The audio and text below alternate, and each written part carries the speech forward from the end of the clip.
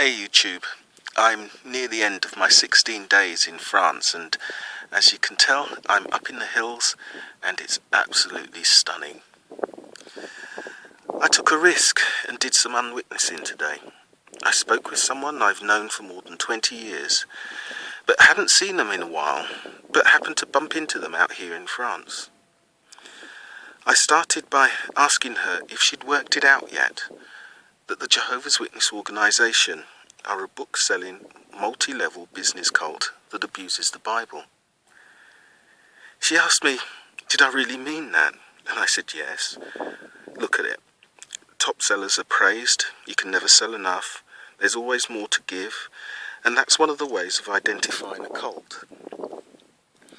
I asked her to check out the bite model. Her reply surprised me.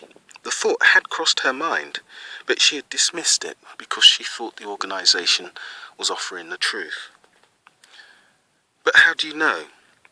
Have you researched the other religions, or the 38,000 other Christian denominations? And if God had inspired or indeed written a book, could there be any questions, any confusion at all? She said that people were twisting the book for their own good, which is why there are so many religions. I laughed, but added, how can you tell the difference? And you must use a level standard. You can't say a Catholic priest is evil when he does something, and that Jehovah's Witnesses are imperfect when they do the same thing. They are either both evil or both imperfect. No special treatment, no special pleading. And without special treatment, how can you prove that Catholics are wrong? She quoted a scripture. I quoted another to rebut it. But that's the problem with the Bible. You can use it to show a gentle Jesus or an angry Jesus or a God or a king or a baby. The genius of the Bible is that it's all things to all people. You can pick from it as if it's a menu. I reminded her that two opinions are of equal worthlessness, and it's only facts or evidence that can elevate one opinion above another. I told her at this point that I've read the Quran, the Gita, the Bible, the Book of Mormon, the Vedas, the Roman and Greek legends. Then asked her, how can I honestly tell the difference? Without offering preferential treatment, how do I know that the Jehovah's Witness version of the Bible is superior to everything else I've ever heard? When she couldn't answer, I said that each of those texts made hard claims and soft claims. Soft claims being those of an impossible nature to verify, such as whether a snake talked or a donkey talked or the first garden. Those claims have to be ignored for verification purposes. There's just no way of knowing for certain if they happened. The hard claims, however, are very interesting. One verifiable claim found wrong puts the book in question in its entirety. She said she believed in the flood as a literal event. I asked her to research the peer-reviewed evidence for it. There is none. I asked her about the logistics of animal distribution. She said the animals left the ark to start their long way back to their relevant territories, evolving super fast from the original two that survived the flood as they walked back to the Arctic and Australia or Madagascar, for example. I asked her about the pyramids, they being about 4,000 years old, roughly about the same kind of age as the flood is supposed to have happened. She said that Noah's family had built the pyramids.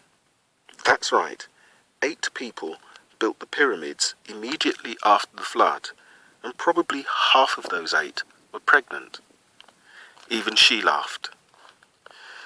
I asked her, had she noticed that the Chinese culture, which had reading and writing back at that time, hadn't noticed that they'd all been killed. And their writings from that time made no mention of anything other than local floods. She said, if the Bible says so, it must be true. Although she admitted that a similar claim from another book would require evidence for her to take it seriously. You just have to drop that double standard. If you care about truth, you have to apply the same level of critical analysis to any faith that you're examining. I asked her what for me was the clincher. Could Jehovah God not find any good children in Russia, America, China, Europe, Australia, India, and the Far East? Was Jehovah forced to kill everybody? He just couldn't think of anything better. She said if God did it, it must be right. I asked her to listen to herself, listen to what she'd just said. She had lost so much of her human feelings that when God orders the death of 42 children for teasing a bald man, or orders that pregnant women be sliced open, she tells me there is a context in which it's okay. I reminded her there are absolutely no circumstances in which that kind of behaviour is acceptable, and a human, any human, should refuse that order, no matter who made it. She was shocked, but responded that that was the Old Testament. I reminded her that Jesus said that he had come not to change a jot or tittle of the law. And I also reminded her that the Jehovah in the Old Testament is still the Jehovah in the New Testament. She said she would actually read the book, and I said, great, but read it as a human being with a mind of your own. Just don't read it and hear what the governing bodies say.